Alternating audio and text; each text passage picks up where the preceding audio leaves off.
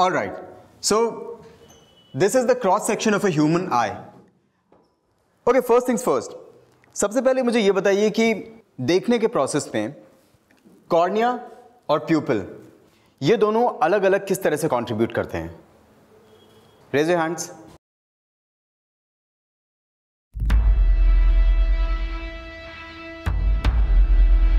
बाकी लोग? Doctor Sanjeev? Yes sir. आपने इस साल का पीएमटी एग्जाम टॉप किया है ना? Yes sir. और आपको इस सिंपल से सवाल का जवाब नहीं पता है? सर वो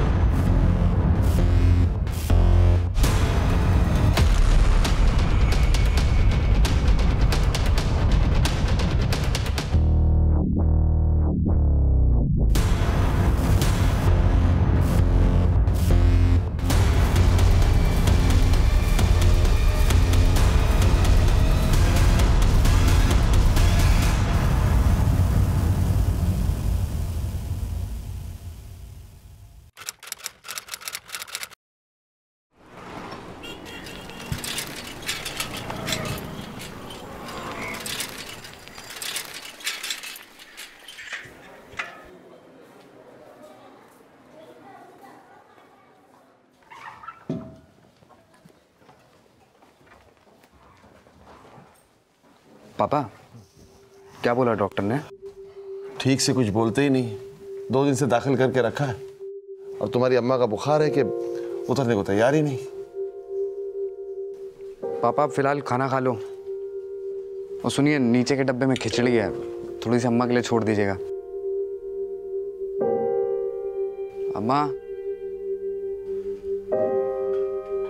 कैसा लग रहा अम्मा? हमें यहाँ से ले चलो, अच्छा नहीं लगता है यहाँ. हाँ ले चलेंगे ना अम्मा. आपको पता है आपके लिए आज खिचड़ी बना कर लाए. खाओगी ना? हमको बहुत दुख होता है. हमरे रहते तुमको घर का सब काम, चौका बर्तन सब करना पड़ता है. देखो तुम पाल पोस के हमें कितना बड़ा कर दी और हम तुम्हारे लिए इतना भी नहीं कर सकते. ये हमारा फर्ज है. समझदार हो गया है हमारा बेटा.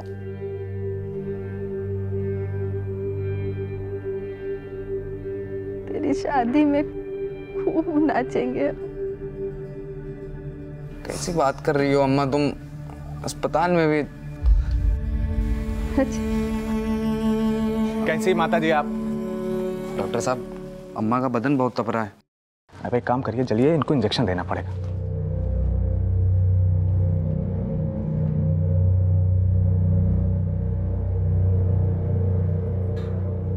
यहाँ के डॉक्टर फर्जी हैं. इनके चक्कर में पड़ के मैंने सारी जमा पूंजी खर्च कर दी, पर ये डॉक्टर हमारी बिटिया को नहीं बचा पाए. इलाज के नाम पर गोरख धंधा चल रहा है. सदानंद, तुम जो कुछ कर रहे हो उससे हम दोनों की लाइफ बर्बाद हो जाएगी.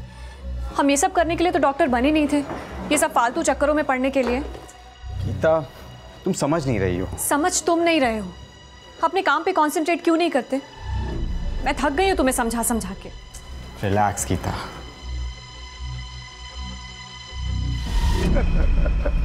आपकी माँ की तबीयत अचानक खराब हो गई है. डॉक्टर साहब क्या? इनको हार्ट अटैक आया था. Heart attack? लेकिन अम्मा को तो बुखार था ना?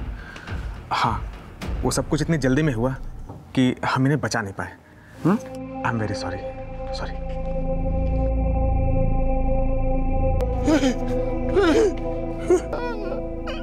सर इन पेपर पे साइन कर दीजिए. आपकी माँ का डेथ सर्टिफिकेट बनाना है.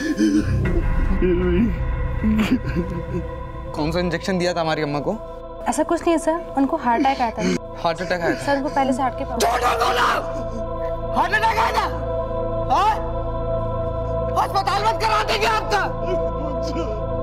इंजेक्शन देके अपनी हमारी अम्मा को मार दिया. बोलते हैं हार्ट अटैक आया था.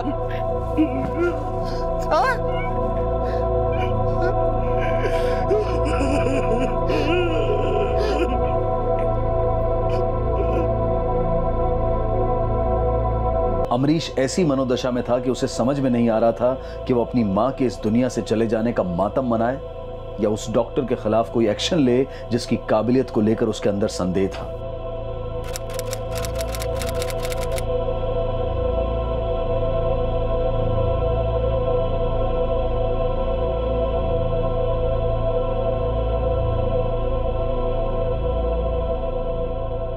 काहे चिंता करता है, ठीक हो जाएंगे। फिर तेरे लिए लड़की भी तो देखनी है, तेरी शादी में खूब नाचेंगे। अब एक काम करिए, चलिए इनको इंजेक्शन देना पड़ेगा।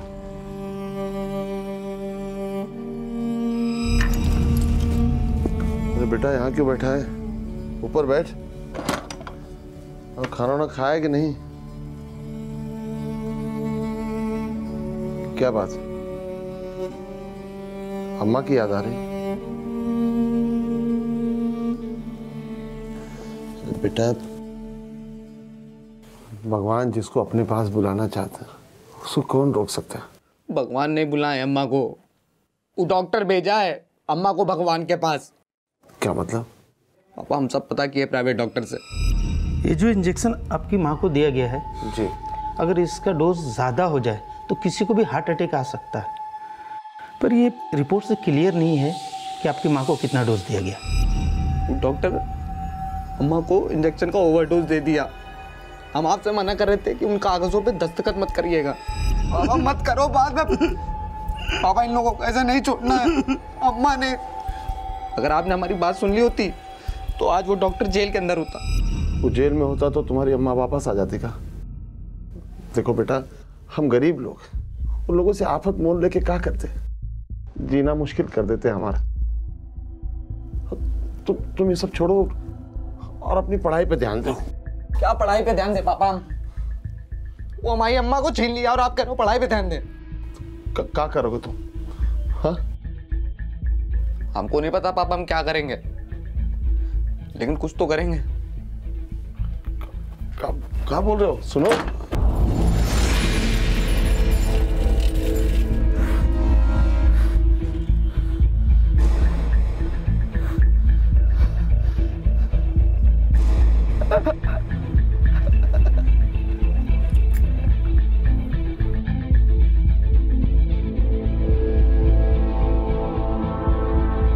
यहाँ के डॉक्टर फर्जी हैं, इनके चक्कर में पड़ के मैंने सारी जमा पूंजी खर्च कर दी, पर ये डॉक्टर मेरी बेटी को नहीं बचा पाए।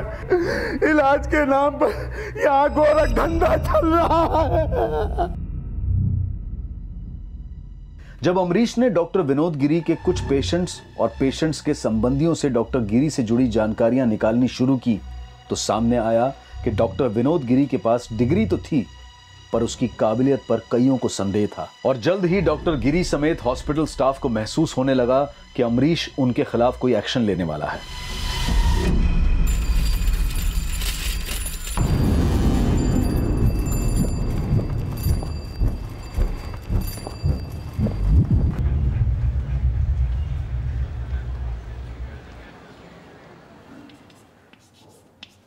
All right, so this is the cross section of a human eye. Okay, first things first. सबसे पहले मुझे ये बताइए कि देखने के प्रोसेस में कॉर्निया और प्यूपिल ये दोनों अलग अलग किस तरह से कंट्रीब्यूट करते हैं? Raise your hands.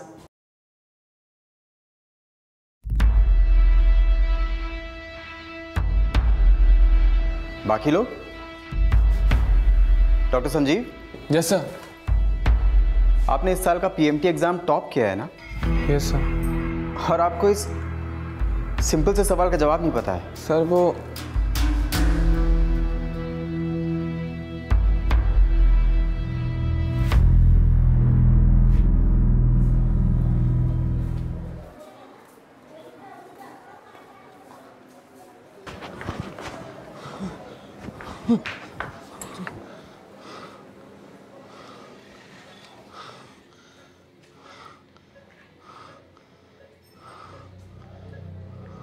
ये क्या हो गया बेटा?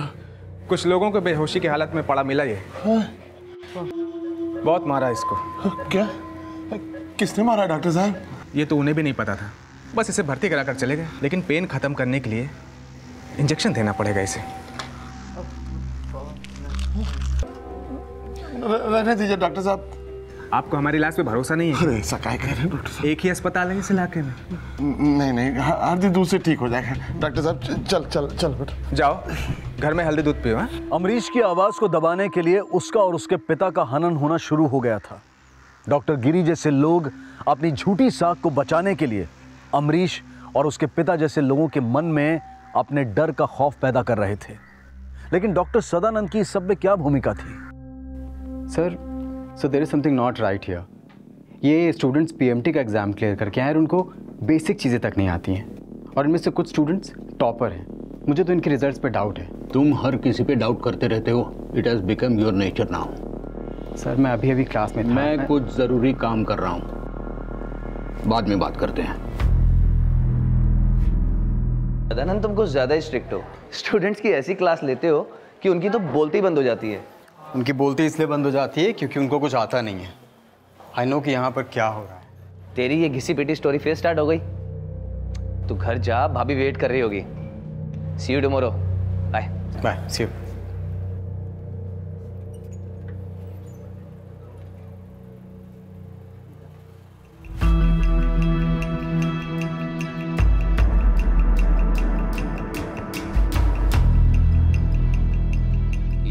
त्यागी इतनी डिमांडिंग में कैसे हो गया? लगता है ज्यादा पर निकल आए हैं उसके। यही तो मैं कहता आया हूँ। कोचिंग क्लासेस के ब्रिलियंट लड़कों को पकड़ते हैं, ढूंढते हैं उन्हें, और उन्हें पैसे भी कम देने पड़ेंगे। अच्छा आइडिया है। इससे दाम भी कम देने पड़ेंगे और त्यागी जैसे टॉपर्स के दाम भी घटे। यही तो।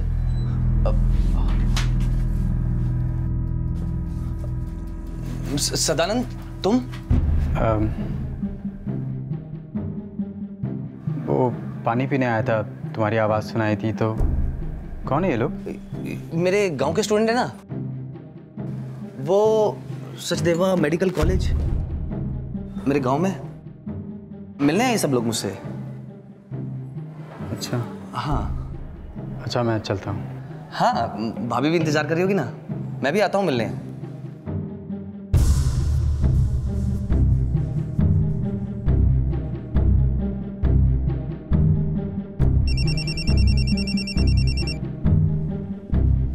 हाँ किशोर, बोल। नागर भाई, ये सदानंद आजकल कुछ ज्यादा ही जासूसी कर रहा है।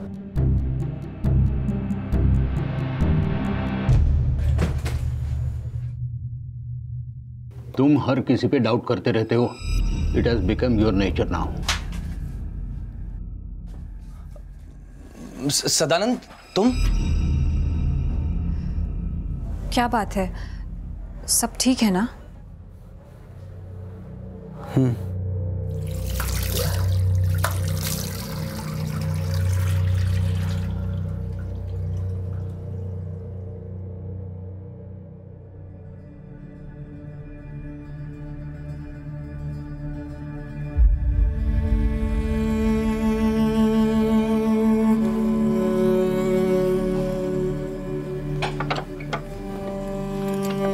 कहाँ जा रहे हो? वो पापा जी। चलो बैठो बैठो, कहीं जाने की जरूरत नहीं। चलो। चोट लगा है यार।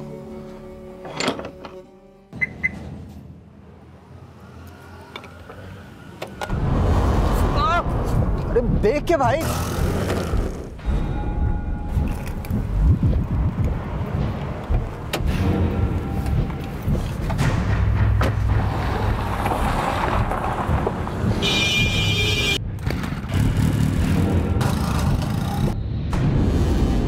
गलत करना तो बुरा होता ही है, लेकिन गलत होता देखकर उसे रोकने की कोशिश ना करना भी सही नहीं होता। लेकिन अक्सर हमें ऐसी मजबूरियां घेर लेती हैं कि हम गलत होता देखकर भी उसे अनदेखा कर देते हैं।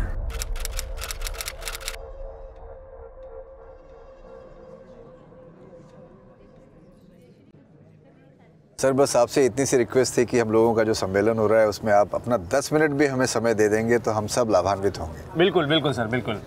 देखिए, मैं अपनी तरफ से पूरी कोशिश करूंगा, लेकिन इनका समय नोट कीजिए, जिस तारीख को बोल रहे हैं लोग, ठीक है ना? बाकी आप चिंता ना करें। बड़ा चलिए, अब इजाजत दीजिए हमें। हाँ जी, अच्छा जी, नमस्कार। आइए सर, मैं आपको ड्रॉप करता हूँ। सर, वो कॉलेज के एक्सटेंशन की फाइल है।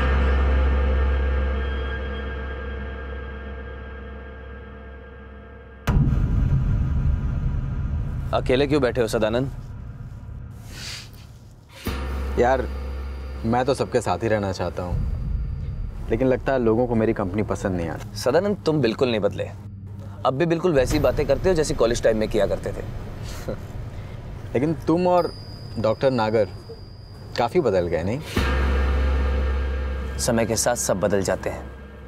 आई सजेस्ट अपने पुराने ग्रुप में वापस आ जाओ, इस तरह उदास नहीं रहोगे। Forget your past and think about your future. यार किशोर, पास्ट ना मैं बदल सकता हूँ और ना भूल सकता हूँ, लेकिन फ्यूचर ज़रूर बदलेगा। चल Kishore, I have to leave. हाँ नागर, मैं भी आता हूँ। चल।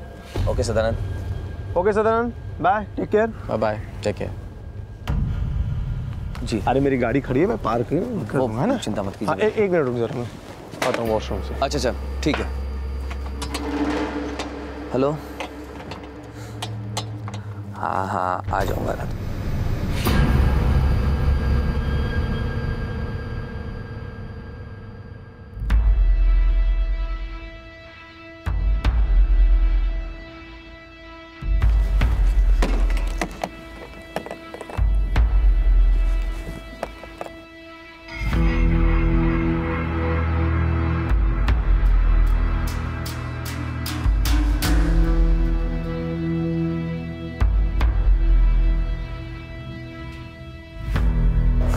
चल बाय।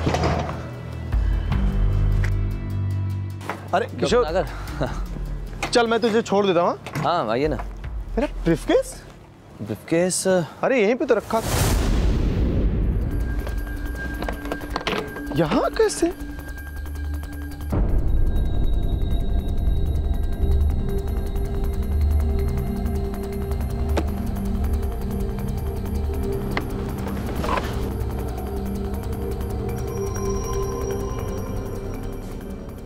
ये क्या देख रहे हैं? गीता, ये सारंग त्यागी है, 2008 का टॉपर। और ये देखो, इसका इस फॉर्म में उमेश अग्रवाल नाम लिखा हुआ है। कौन सारंग और उमेश? ये सब क्या हो रहा है? मुझे कुछ समझ नहीं आ रहा। गीता, ये फॉर्म मुझे डॉक्टर नागर के ब्रीफकेस में मिला।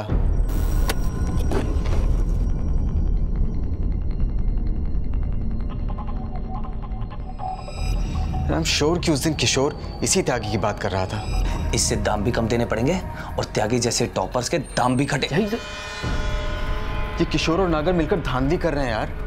पीएमटी के टॉपर स्टूडेंट्स को पैसा देकर दूसरे स्टूडेंट्स का एग्जाम दिलवाते हैं। और ये देखो, अगले पीएमटी का एग्जाम पेपर। तुम्हें याद है जब मैंने पीजी का एग्जाम दिया था, उस वक्त भी एग्जाम पेपर लीक हुआ था, जिसकी वजह से ये किशोर और नागर मुझसे बेहतर रैंक लेकर आए थे। अरे ये लोग तो कॉलेज में क्लासेस में आते भी नहीं थे। इंटरनल एग्जाम्स में हमेशा इनका परफॉर्मेंस पुअर रहता था, उसके बावजूद मुझसे आगे निकल गए। हेरा फेरी करके डॉक्टर्स बने। चलो यार, मैं ये सब बातें एक बार भूल भी जाऊं, लेकिन गीता, अब तो ये सब मिलकर पूरे के पूरे मेडिकल बोर्ड को बर्बाद कर रहे हैं। मेडिकल है यार, लोगों की जिंदगी दांव पे लगी हुई हैं। अब मैं चुप नहीं बैठूंगा, इनके अगेंस्ट में PIL फाइल करूंगा। देखो सदानंद,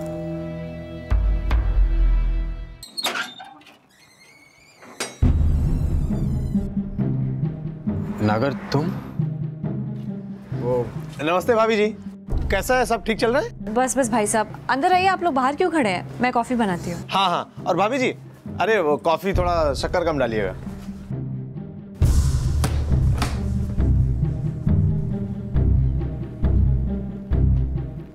हाँ बोलो, क्या हुआ? देख सदानंद, तू मेरा दोस्त है, इसलिए घुमा फिरा कर बात नहीं करूंगा, सीधे सीधे कहता हूँ। तेरे दिमाग में जो चल रहा है ना, उसकी पूरी खबर है मुझे। अच्छा, मतलब मान रहे हो तुम ये सब? सही है नागर, तुम खुद तो एक अच्छे डॉक्टर बन नहीं पाए और अब दूसरों की जिंदगी के दूसरों की जिंदगी की फिक्र छोड़ो, अपने बारे में सोचो। मुझे पता है कि तू मुझसे हाथ नहीं मिलाएगा, लेकिन अगर तेरे ये हाथ मेरे गिरेबान तक पहुंचे ना, तो सारी यारी दोस्ती एक किनारे कर दूंगा। और हाँ, सॉरी, भाभी जी को बोल देना, उनकी कॉफी नहीं पी पाऊंगा ना।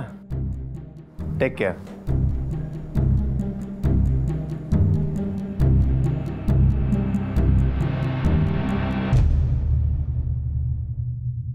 PIL यानी कि पब्लिक इंटरेस्ट लिटिगेशन एक ऐसी जनहित याचिका जो इंडियन कॉन्स्टिट्यूशन के आर्टिकल 39A के तहत देश के हर नागरिक को यह अधिकार देता है कि अगर वो देश के किसी भी सिस्टम में किसी भी तरह की गड़बड़ियां पाता है तो वो अदालत में जाकर उस सिस्टम के खिलाफ अपनी आवाज उठा सकता है। लेकिन सवाल यह था कि डॉक्टर नागर की इनडायरेक्ट धमकियों के बाद क्या डॉक्टर सदानंद अपने PIL फाइल करने के फैसले पर कायम रह पाएंगे?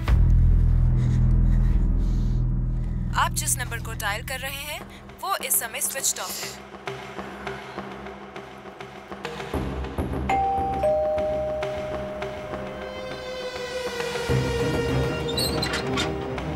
तुम कहाँ रह गई थी यार?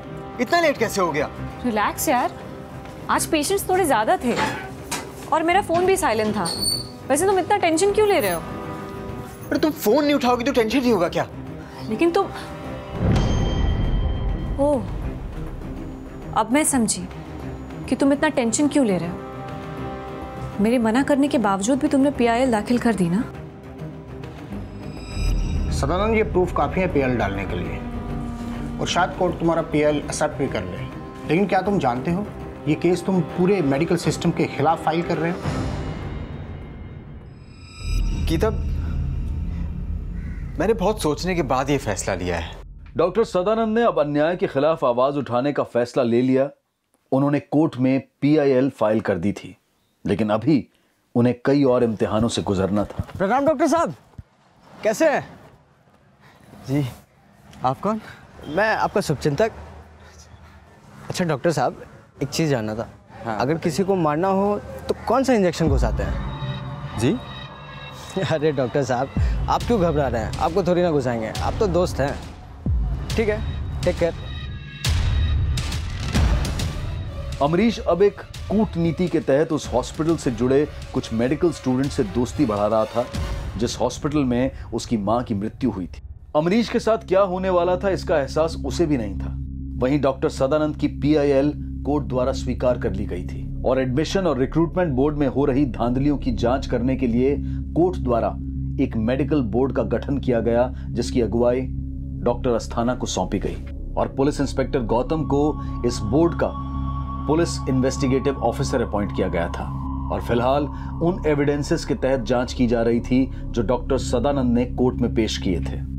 तो ये सारंग त्यागी 2008 के PMT एग्जाम्स का टॉपर था और इसका फोटो उमेश अग्रवाल नाम के स्टूडेंट 2009 के फॉर्म पे लगा है, लेकिन 2009 के एग्जाम्स तो हो चुके हैं। हाउ वी विल नो कि उमेश के एग्जाम त्यागी नहीं दिए थे? सर, ये किसी एक उमेश अग्रवाल या सारंग त्यागी की बात नहीं है। सर, मेरे खुद के कॉलेज में मैं कितने सारे स्टूडेंट्स को जानता हूँ जो सिर्फ नाम के टॉपर हैं, उनको मेडिसिन का M तक नहीं आता है।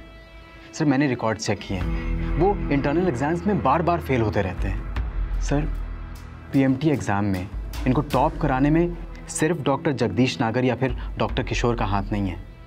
मैं पूरे विश्वास के साथ कह सकता हूँ कि सर इसमें और भी बहुत सारे लोग इन्वॉल्व होंगे। ठीक है, तुम्हें जितने भी स्टूडेंट्स पे शक है उन सब की एक लिस्ट बनाओ, हम उन्हें सर्विलेंस पे रखेंगे। और रही बात डॉक्टर नागर, किशोर और त्यागी की, उनसे हम पूछताछ करते हैं। यार तुम तो बहुत बड़े पढ़ाकू निकले, सीधा PMT का एग्जाम क्लियर कर दिया है, मेडिकल स्टूडेंट बन गए। इंटर में कितने % आए थे तुम्हारे? तुमको मालूम है 60% भी नहीं आया था, लेकिन PMT क्लियर कर लिया एकदम, वो भी बढ़िया वाला रैंक से यार। अच्छा, क्या समझा जाए इसका मतलब? फिर सीधा सरस्वती माता का व्रत रख रहे थे क्या तुम? हैं, सारा ज्ञान का भंडार तुम्हें दे दे। आज तक जिंदगी में अगरबत्ती नहीं जलाए। अच्छा, और व्रत तो बहुत दूर की बात है यार, बस अपने सक्सेस का राज तो एकदम फिल्मी स्टाइल टाइप का है कुछ। कैसा है तुम्हारा फिल्मी स्टाइल? अरे जब PMT का एग्जाम चल रहा था ना, तो मस्त सिनेमा हॉल में बैठ के सिनेमा देख रहे थे और खा रहे थे पॉपकॉर्न। मतलब PMT का एग्जाम चल रहा था और तुम बैठे सिनेमा हॉल में सिनेमा देख रहे थे और ऐसे ही पास कर लिया PMT? अरे जादू है बाबू, जादू। अच्छा, तो यार गुरु, तुम्हारा जादू तो चल गया, थोड़ा हमारा जादू भी चलवाओ। मतलब ये कि अभी हमने इंटर पास किया है तो सोच रहे थे BSc ना करें, सीधा PMT से ही शुरुआत करें। PMT के एग्ज़ाम की तैयारी कर लेते हैं। हम भी दरअसल डॉक्टर बनना चाहते हैं तुम्हारी तरह। बनवा दूँ? बनवा तो सकते हैं, लेकिन बहुत खर्चा करना पड़ेगा। कितना होगा? करप्ट सिर्फ सिस्टम ही नहीं बल्कि उसको करप्ट बनाने वाले ऐसे स्टूडेंट्स और उनके माता पिता भी उतने ही दोषी हैं जो अपने बच्चों से रिश्वत देकर एग्जाम्स क्लियर करवा रहे थे। और कई स्टूडेंट्स का भविष्य भी ताक पर था जो आने वाले समय में पहली बार मेडिकल एग्जाम देने की तैयारी कर रहे थे। पापा, कॉलेज में फॉर्म फिल किए जा रहे हैं। पीएमटी रहने दो, मैं एक काम करती हूँ, नॉर्मल बीएससी कर लेती हूँ। तुम्हें मेडिकल में जाना है ना, पीएमटी की तैयारी करो। बीएससी करके क्या मिलेगा? पापा, पीएमटी करना इतना इजी नहीं है। अरे तो मुश्किल क्या है भाई? अपने पड़ोस वाले शर्मा जी, उनके बेटे ने पिछले साल 12वीं में तुमसे कम नंबर लाए थे, फिर भी उसने पीएमटी क्लियर किया कि नहीं? आपको पता नहीं है, आजकल ये पीएमटी एग्ज़ाम ऐसे ही क्लियर नहीं होते। शर्मा अंकल ने 25 लाख खर्च किए, तब जाके उनका लड़का पीएमटी क्लियर किया। 25 लाख? मैं जानती हूँ कि आप मुझे डॉक्टर बनते हुए देखना चाहते हैं, लेकिन मैं नहीं चाहती आप पे मेरी वजह से ज़रा भी प्रेशर आए। मैं एक काम करती हूँ, नॉर्मल बीएससी कर लेती हूँ और आगे जाके कोई प्रोफेशनल कोर्स कर लूँगी। बेटा, तुम्हें मेडिकल में जाना है, पीएमटी की तैयारी करो, समझे? बाकी आगे क्या करना है वो हम देखेंगे। सर, ये सब उस सदानंद की साजिश है। जलता है मुझसे। कॉलेज के दिनों से ही मैं हमेशा टॉपर रहा हूँ, उसकी रैंकिंग मुझसे कम रही है। इस बात का बदला ले रहा है मुझसे, फंसाना चाहता है मुझे। सर, डॉक्टर सदानंद की दिमागी हालत ठीक नहीं है। वो काफी टाइम से मुझसे ऐसी बात कर रहे हैं, लेकिन ऐसी कोई बात ही नहीं है। सर, मैंने खुद अपने एंड से सब कुछ चेक किया है। सब कुछ अकॉर्डिंग टू रूल्स ही हुआ है। कैंडिडेट्स के सिलेक्शन और इंटरनल एग्जाम में कोई गड़बड़ी नहीं है, इस बात की गारंटी मैं खुद लेता हूँ। सर, मेरी फोटो कोई भी अपने फॉर्म में लगा सकता है। इसका मतलब ये तो नहीं हुआ कि इसमें भी मेरी गलती है। सर, मैं अपना स्टैंड क्लियर कर चुका हूँ, आपको सारे प्रूफ्स भी दिखा चुका हूँ। और सर, वो लोग एक दूसरे को बचाने के लिए कुछ तो सफाई देंगे ही ना। लेकिन सच क्या है वो ना आप ऐसे बोलकर साबित कर पाएंगे, ना वो कुछ उगलेंगे। सर, डॉक्टर किशोर, उनके थ्रू हम शायद उनकी रियलिटी तक पहुंच सकते हैं। लेकिन डॉक्टर किशोर उनके लिए काम करते हैं, तो हमारा काम क्यों करेंगे? सर, त्यागी के बारे में भी डॉक्टर किशोर से ही पता चला था मुझे। एक दिन मैंने उनको कुछ लोगों से बात करते हुए सुना था कि ये लोग कुछ कोचिंग इंस्टीट्यूट्स में जाकर कुछ ब्राइट स्टूडेंट्स ढूंढते हैं और वीक स्टूडेंट्स की जगह पे उनसे एग्ज़ाम दिलाते हैं। कोचिंग क्लासेस के ब्रिलियंट लड़कों को पकड़ते हैं, ढूंढते हैं उन्हें, और उन्हें पैसे भी कम देने पड़ेंगे। अच्छा आइडिया है, इससे दाम भी कम देने पड़ेंगे और त्यागी जैसे टॉपर्स के दाम भी घटे।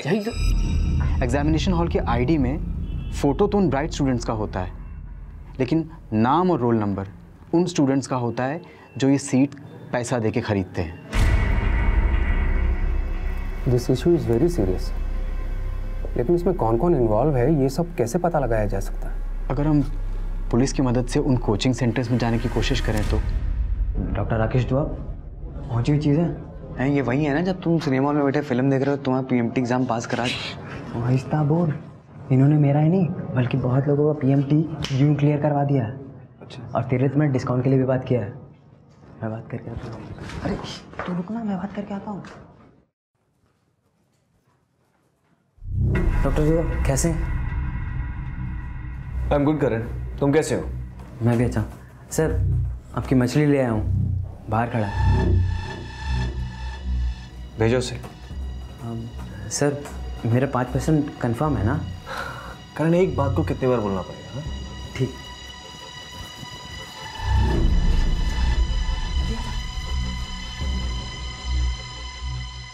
इस बार पीएमटी एग्जाम के एडमिशन की फीस, एक सीट का बजट 40 लाख। 40 लाख रुपए? डॉक्टर साहब, ये तो बहुत बड़ा अमाउंट है। देखो अमरीश, बहुत सेटिंग करनी पड़ती है, ऊपर से मेडिकल बोर्ड इस वक्त बहुत ज़्यादा स्ट्रिक्ट है। तुम करण के दोस्त हो, इसलिए मैं तुम्हारा काम 39 लाख में करवा सकता हूँ, लेकिन हाँ, उससे 1 रुपया भी कम नहीं। लेकिन डॉक्टर साहब, हम तो सोच रहे थे अगर ये काम 10-15 लाख रुपए में हो जाता है, क्योंकि इतने ज़्यादा पैसे तो हमारे देने के लिए है नहीं। अगर आप कहते हैं तो हम अगले साल 39 लाख रुपए लेकर आ जाएंगे, आप तब सेटिंग हमारी कुछ करा दीजिएगा। ठीक है अमरीश, तुम कुछ एडवांस जमा करवा दो और अगले साल के लिए अपना नाम लिखवा दो। हाँ, अब तू टेंशन मत ले, अब वो सब ना हम तुमको बता देंगे। तुम चलो, तेरा सीट कंफर्म हो गया, आ जाओ।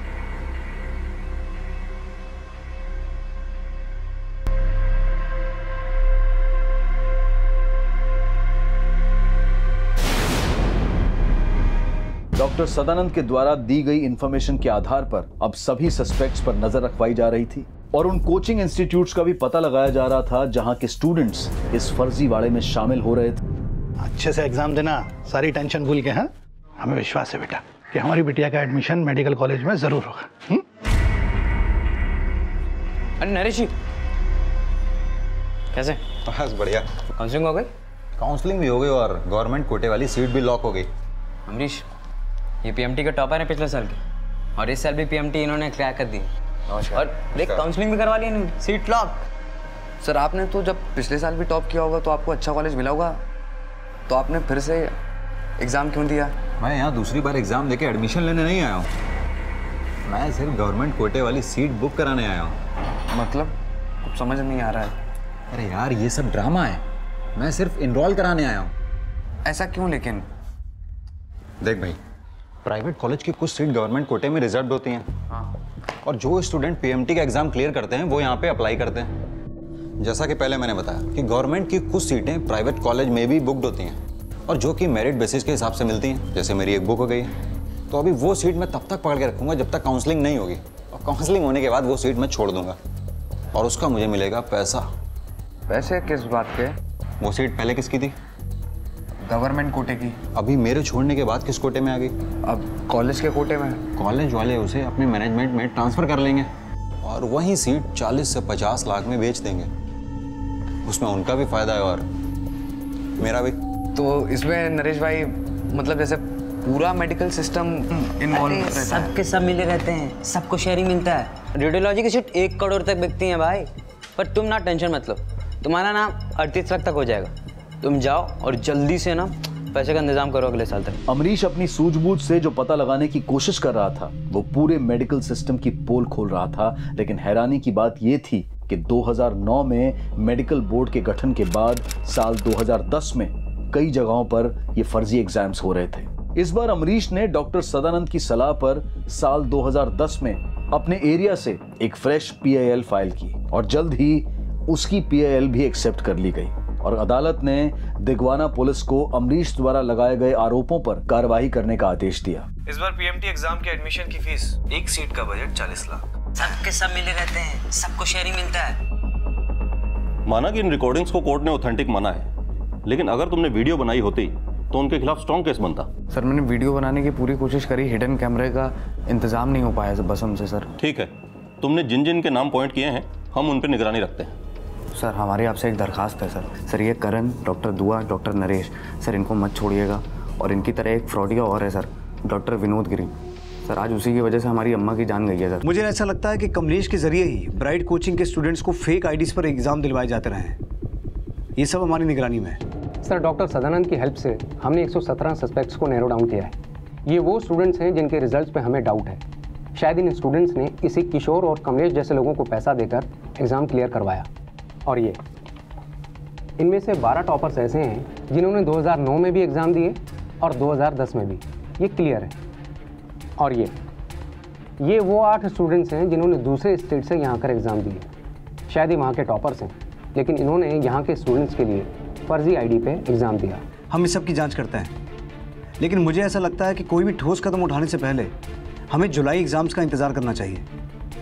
हो सकता है एग्ज़ाम सेंटर से हम ऐसे कुछ स्टूडेंट्स को रंगे हाथों पकड़ सकें।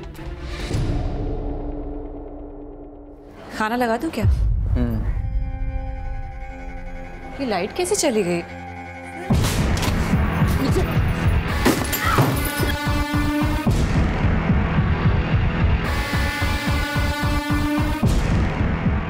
साल 2011 के एग्जाम के दौरान पीआई गौतम की अगुवाई में कई ऐसे मेडिकल स्टूडेंट्स को अरेस्ट किया गया जो फर्जी तरीके से एग्जाम दे रहे थे और इनमें से एक विनय कुशवाहा भी था।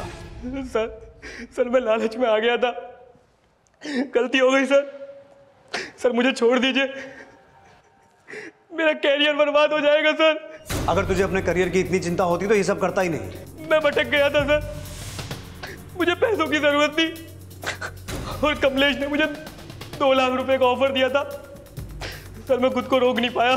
विनय समेत बाकी सभी के बयानों में कमलेश का नाम सामने आया जो इस फर्जीवाड़े का ब्रोकर मिडिलमैन था, जिसे जल्द ही गिरफ्तार कर लिया गया। और कमलेश ने बयान दिया कि वो ये सब कुछ डॉक्टर किशोर के कहने पर कर रहा था और जल्द ही किशोर को भी अरेस्ट कर लिया गया। और किशोर के बयान से सामने आया कि इस फर्जीवाड़े को कैसे प्लान और एग्जीक्यूट किया जाता है। मैं ऐसे स्टूडेंट ढूंढता था जो डॉक्टर बनना चाहते हैं। फिर कमलेश दूसरे राज्यों की कोचिंग क्लासेस से ब्राइट स्टूडेंट लेकर आता था ताकि वो वीक स्टूडेंट की जगह एग्ज़ाम दे सके, और ये सब के लिए हम पर सीट 20 से 25 लाख रुपए चार्ज किया करते थे। कब से चल रहा है सब? जी कई सालों से। सबसे पहले हम स्कोरर को ढूंढते थे, क्योंकि कमज़ोर स्टूडेंट तो अपने आप ही ब्रोकर के ज़रिए हमारे पास आ जाता था। फिर हम उसके लिए एक फॉर्म भरते थे और फॉर्म के ऊपर फ़ोटो हम टॉपर की लगा देते थे, और एग्ज़ाम हो जाने के बाद वापस उसकी फ़ोटो कमज़ोर स्टूडेंट के साथ बदल देते थे। और ये सब करने के लिए हमारी सेटिंग एग्ज़ाम सेंटर के अंदर कुछ ऑफिसर्स के साथ भी थी। किशोर ने इस फर्जीवाड़े का खुलासा तो किया, लेकिन इस सब में डॉक्टर नागर की भूमिका से इनकार कर उन्हें बचाने की कोशिश की। वहीं मेडिकल बोर्ड ने 117 सस्पेक्टेड स्टूडेंट्स में से कई स्टूडेंट्स की डिग्री को खारिज करके उन्हें सस्पेंड कर दिया। कईयों को जेल भी हुई, और जिनके खिलाफ पक्के सबूत नहीं मिले उन्हें वार्निंग देकर छोड़ दिया गया। इस केस में ये 117 का आंकड़ा आगे चलकर 2500 से भी ज्यादा होने वाला था। पापा, मैंने पीएमटी एंट्रेंस एग्जाम पास कर लिया और मुझे दिगवारा का सबसे बेस्ट कॉलेज मिला है। भाई वाह, भाई हमारी बेटी ने हमारा सिर फख्र से ऊंचा कर दिया। अरे अब इसे डॉक्टर कह सकते हैं भाई हम।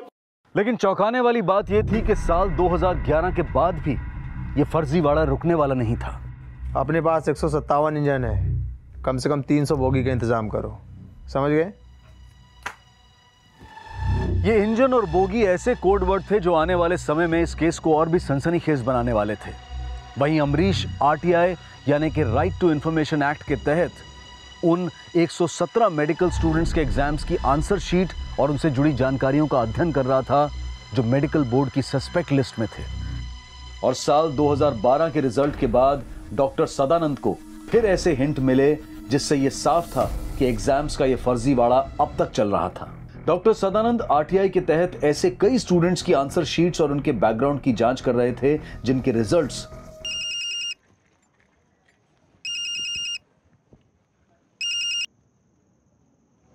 हेलो, तुम फौरन बॉयज हॉस्टल के पास पहुंच जाओ, वहां तुम्हें ना सारे स्टूडेंट्स की इंफॉर्मेशन मिल जाएगी।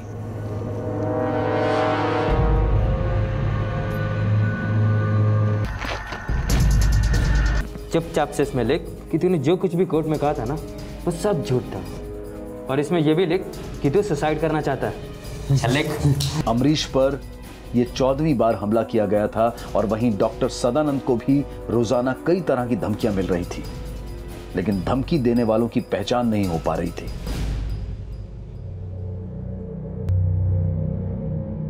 हमें सस्पेंड करा के बहुत होशियार समझता तू अपने आप को। इस लाइन देख रहा है ना तू, ये भी तेरी जान ले सकता है। अब जिंदगी और मौत तेरे हाथ में, क्या चाहिए सोच ले। अमरीश को इस बात का अंदाजा था कि ये सारे हमले उस पर सिर्फ पीआईएल को वापस लेने के लिए किए जा रहे थे, लेकिन इस सब के बावजूद वो अपने फैसले पर टिका रहा। वहीं डॉक्टर सदानंद ने 2012 के एग्जाम्स में हुई धांधलियों को लेकर 2013 में एक फ्रेश पीआईएल फाइल की और पुलिस को कई ठोस सबूत भी मुहैया करवाए। सर, ज्ञानेंद्र, अमित, जितेंद्र, सौरभ, नेहा, सर ये मेरे कॉलेज के स्टूडेंट्स हैं जो एमबीबीएस के इंटरनल एग्जाम में हमेशा कम स्कोर लाते हैं। और सर आसपास के ऐसे कई कॉलेजेस में बहुत सारे स्टूडेंट्स इस तरह से हैं। और सर सबसे ज़्यादा ताज्जुब की बात यह है कि 2011 का एंट्रेंस एग्ज़ाम देने के लिए ये स्टूडेंट्स अपने शहर से 400 किलोमीटर तक की दूरी तय करके गए थे। पुलिस ने इन सभी लोगों की जांच करना शुरू कर दिया। वहीं अमरीश की अपील पर कोर्ट ने उसकी सुरक्षा में एक पुलिसकर्मी को मुहैया करवाने का आदेश दिया।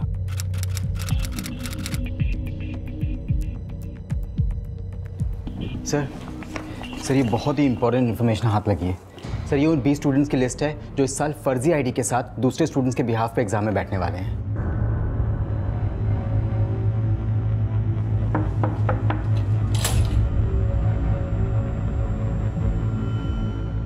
जी, क्या नाम है तेरा? सर रोहित झा। अपने बाप का नाम और प्लेस ऑफ बर्थ बता। सर महेंद्र, कानपुर से सर। तेरे फॉर्म में तो कुछ और ही लिखा हुआ।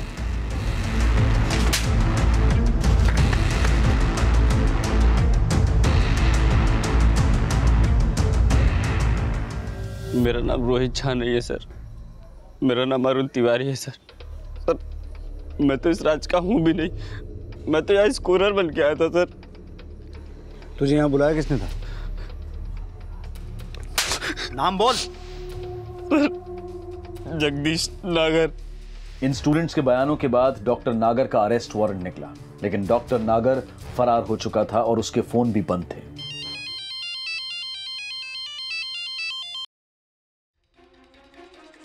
डॉक्टर सदानंद ने डॉक्टर नागर का एक फोन नंबर पुलिस के साथ शेयर किया और पुलिस ने उस नंबर को ट्रेस करना शुरू कर दिया और जल्द ही डॉक्टर नागर को मुंबई के एक होटल से अरेस्ट कर लिया गया, जहां से डॉक्टर नागर का फोन और लैपटॉप सीज कर लिया गया। देखिए, ये सब मुझे फंसाने की साजिश है। मेरा इन सब कैंडिडेट से कोई भी डायरेक्ट कनेक्शन नहीं है। ज्यादा होशियार मत बन। हमने किशोर से सब पता कर लिया है, उन 317 कैंडिडेट्स के बारे में जिनके नाम तुम्हारे लैपटॉप से मिले थे। काफी लोग गिरफ्तार भी हो चुके हैं और कुछ इंजन्स ने तुम्हारा नाम लिया है कि इस सब में तुम शामिल हो। अब ये बताओ कि एडमिशन और रिक्रूटमेंट बोर्ड में वो लोग कौन हैं जो तुम्हें इंजन और बोगी के रोल नंबर अलॉट करते हैं? सर वो जगदीश नागर इंजन स्टूडेंट्स को लाता था, वही उनके फॉर्म भर के मुझे देता था। इंजन के पीछे और आसपास के स्टूडेंट को बोगी कहते। ये नागर को एग्ज़ाम क्वालिफाई करने के लिए पैसे देते थे। तुम लोग ये इंजन और बोगी की धांधलियाँ करते कैसे थे? सर जो स्टूडेंट एग्ज़ाम में अच्छे मार्क्स लाते हैं उनको इंजन कहते हैं। हम ऐसे ब्राइट स्टूडेंट की कोचिंग से स्कोरर सेलेक्ट करते हैं। ये स्कोरर असली कैंडिडेट की जगह बैठकर खुद एग्ज़ाम देते हैं। हम स्कोरर और असली कैंडिडेट की फ़ोटो को सॉफ्टवेयर के ज़रिए मिक्स कर देते हैं, जिससे असली और नकली कैंडिडेट की शक्ल 40 से 60% तक मिलने लगती है। ऐसे में एग्ज़ामिनर को और ग्राउंड ऑफिसर को ज़्यादा फ़र्क पता नहीं चलता कि एग्ज़ाम देने वाला कैंडिडेट कौन है। और अगल बगल बैठने वाले बोगी स्टूडेंट इंजन के पेपर से नकल करते हैं। तो मतलब तुम लोग इंजन स्टूडेंट को पैसा देकर फेक आईडी पर एग्ज़ाम दिलवाते और बोगी स्टूडेंट से पैसा कमाते थे, और नागर के कहने पर तुम इंजन और बोगी स्टूडेंट को रोल नंबर अलॉट करते थे? हाँ सर, मैं हर एक अलॉटमेंट के 25,000 रुपये लेता था।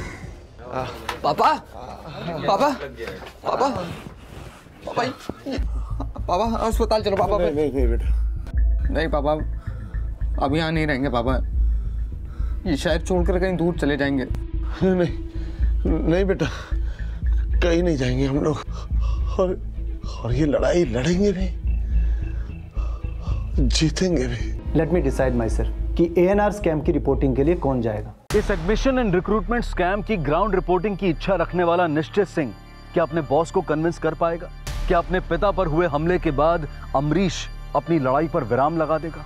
धमकियों और हमलों के बाद अब एक बीहड़ इलाके में ट्रांसफर हो चुके डॉक्टर सदानंद क्या इस केस में पहले की तरह इन्वॉल्व रह पाएंगे? और STF की जांच का क्या होगा, जिसके बाद ये केस CBI को सौंप दिया जाएगा? और इस पूरे केस में CBI की क्या भूमिका रहेगी? इन सभी सवालों के जवाब हमें मिलेंगे कल रात 11 बजे इस केस के दूसरे और आखिरी भाग में। अब मैं अनूप सोनी आपसे विदा लेता हूं, फिर मुलाकात होगी। तब तक अपना और अपने परिवार का ख्याल रखें और देखते रहें क्राइम पेट्रोल डायल 100। सबक एक को, सीख हम सबको। जय हिंद।